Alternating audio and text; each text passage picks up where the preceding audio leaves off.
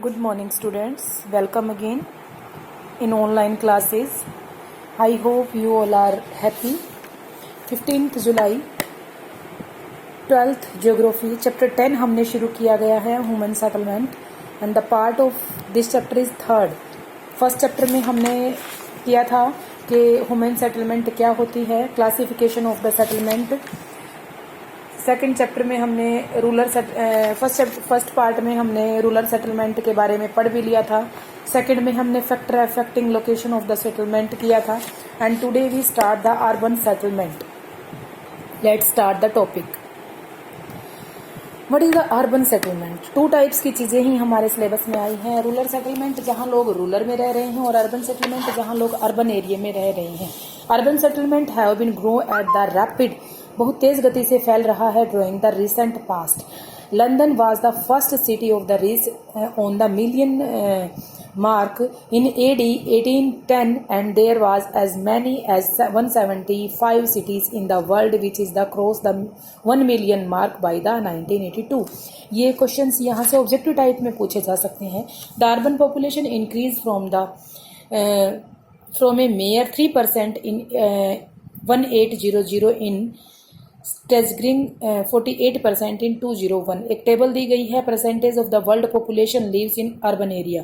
1800 में 3% थी, 1850 में 6 हो गई और 2011 में आती 52% यहाँ बढ़ गई. Classification of urban settlement. Urban settlement को हम किस तरीके से, urban settlement was classified on the basis of size of population, occupation, structure and administration setup. 3 type से हम इसको बांट सकते हैं. सबसे पहला तो है पॉपुलेशन बेस पे. पॉपुलेशन बेस पे बांटने के लिए हम यहाँ से फर्स्ट पॉइंट करेंगे ऑक्यूपेशनल स्टेटस और एडमिनिस्ट्रेटिव स्टेटस. तीनों स्टेटस हम करेंगे. इन तीनों चीज़ों के बेस पे हम इन चीज़ों को बांटते हैं. Population size.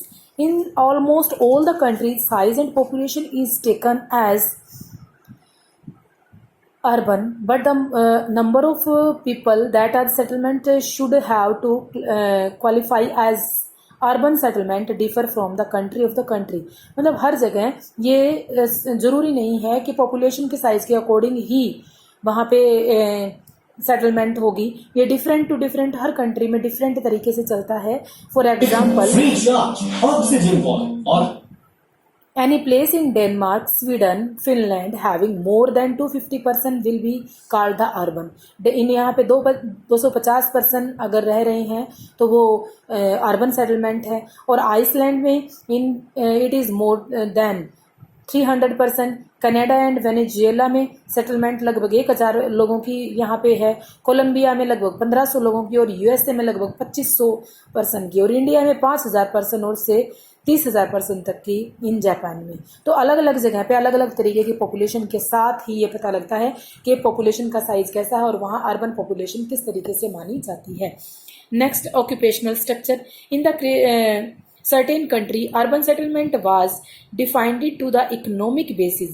For example, in India a settlement is designed as the urban when it is more than 75% लोग. अगर 75% लोग जो उसमें होते हैं जो ऑक्यूपेशन से जुड़े हुए होते हैं. एग्जाम्पल दिया है. In India the settlement is designed as the urban when it is the more than 75 it's worker. अगर एग्रीकल्चर से जुड़े हुए से ज़्यादा लोग 75% किसी काम में जुड़े हुए होते हैं तो वहाँ के अर्बन सेटलमेंट को बता दिया जाता है.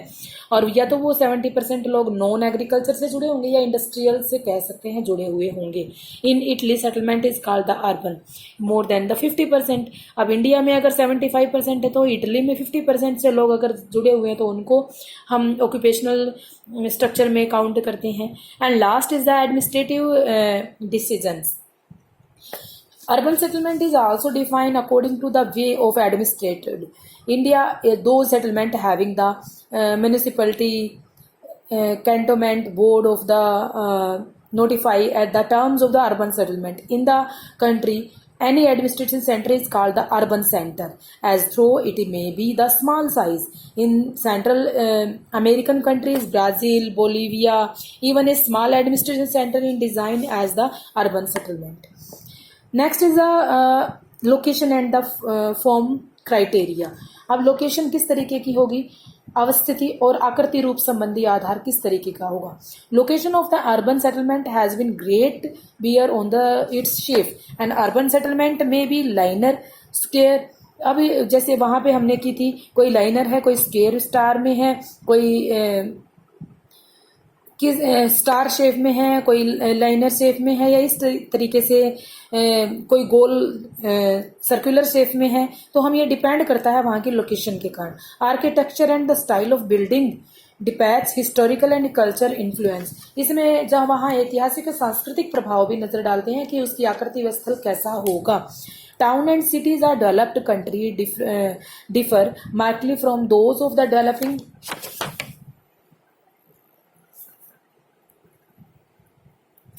countries, while the most of the developed country have well planned town of the cities in the rectangular shape. कोई rectangular shape में होगा. Most urban countries are developed countries are grown in the hyphen hyoid and the irregular shape. However, there are the few exception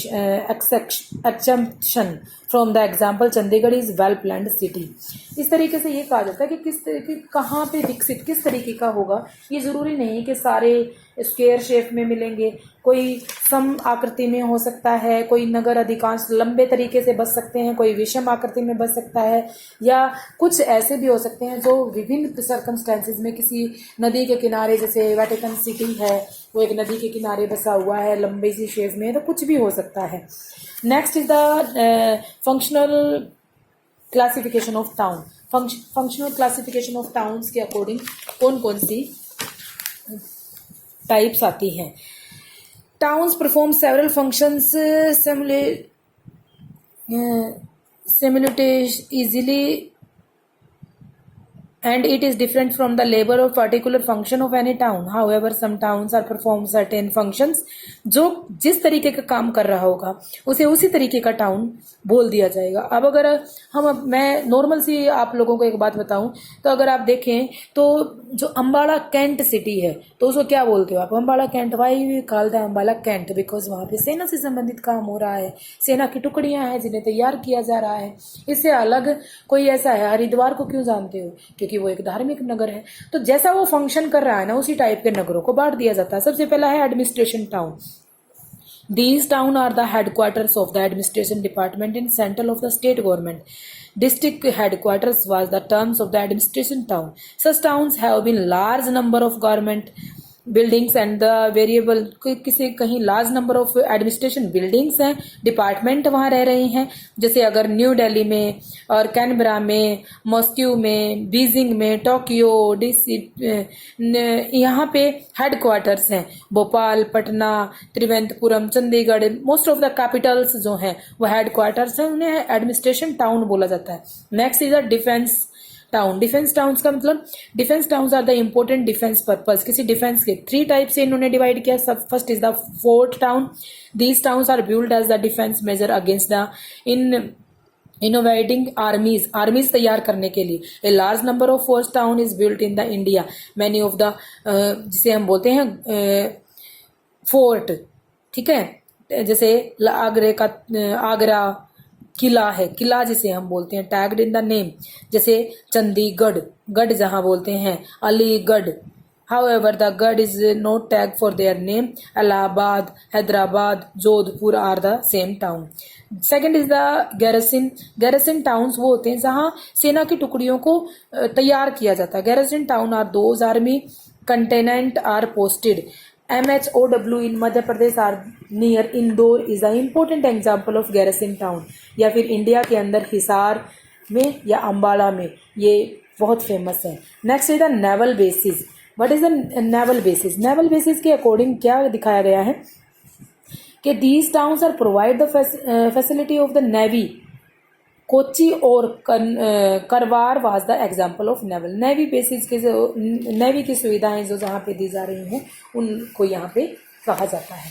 next is the culture town. Culture town का मतलब है सांस्कृतिक town. इसमें education town और religion town. Education में जो education के लिए बहुत ज़्यादा फेमस है। Many towns are also important due to their educational faculty. जैसे Oxford and Cambridge university in England, Aligarh की। और जैसे जो ये है पटना की कौन सी है, नालंदा यूनिवर्सिटी है। वाराणसी, इस टाइप की जो है जो एजुकेशनल पॉइंट के लिए इंपॉर्टेंट है। नेक्स्ट रिलीजन के लिए जो टाउन है, लोगों के धर्मों के लिए, जैसे कहीं जाना है मक्का मदीना, हम नमाज के लिए जाएंगे। अजमेर शरीफ जाने हैं, मथुरा, वृंदावन, वैष्णो देवी, इस टाइप की सिटीज आ जाती हैं। Next is the collection centres. Collection centres जो होते हैं उन्हें हम बोलते हैं संग्रह केंद्र। संग्रह केंद्र का मतलब होता है कि किस टाइप की, माइनिंग टाउन सबसे पहले आता है, माइनिंग, जहाँ पे माइनिंग होती है। जैसे इन्होंने ऑस्ट्रेलिया के अंदर दी है कोलगेरेडी और कोलगरी, ये दी है। डिगबोई में होता है, जरिया में, रानीगंज में जहाँ कोयले की माइन है वह वाला एरिया दे दिया। फिशिंग टाउन जहाँ फिशिंग होती है, फंक्शन जैसे कैलिकट, कोच्चि, पदुचेरी, ये सब होते हैं। और लैम्ब्रिंग टाउन जहाँ पे फंक्शन होता है, lumbering town is collected wood को अगर इकट्ठा करने के लिए। ग्रांड फॉल्स, कॉर्नर्स, बुक्स, कनाडा, नेपा नगर जो है जहाँ अखबार का कागज बनता है, इन्हीं के लिए फेमस है। ये सब चीज़ें लैम्ब्रिंग टाउन में आते हैं। Next in the industrial town. Industrial town में कौन से आएंगे, जहाँ पे बहुत बड़ी बड़ी इंडस्ट्रियाँ होंगी। और इंडस्ट्रियल टाउन का अंदर क्या है कि जैसे भिलाई, जमशेदपुर, राउरकेला, विशाखापट्टनम, कानपुर, यहाँ पे बहुत बड़ी बड़ी इंडस्ट्रियाँ हैं, वो industrial town. Distribution centres, these are the function of distribution. जैसे कुछ ट्रेड सेंटर बना दिए, कुछ पोर्ट टाउन बना दिए।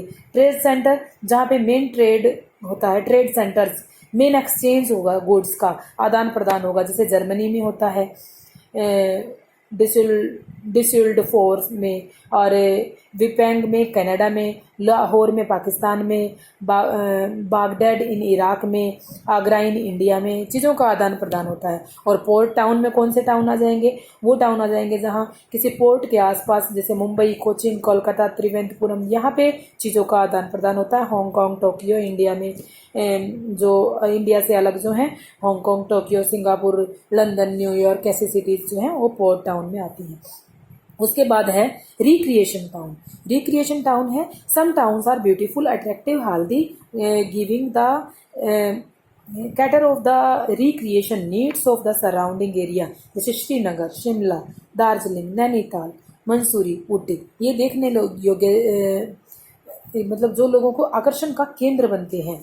Next is the new town. New town is वो सिटी जो आजकल उभर रही है। इसमें सबसे पहले आता चंडीगढ़, प्लानिंग सिटी है, प्लान के साथ है। इस्लामाबाद पाकिस्तान में, बर्सिलिया ब्राज़ील में, ये सिटी जो हैं वो न्यू टाउन के अकॉर्डिंग आती है। टुडे लेक्चर इतना ही होगा। कल हम classification of towns on the basis of form के अकॉर्डिंग करेंगे।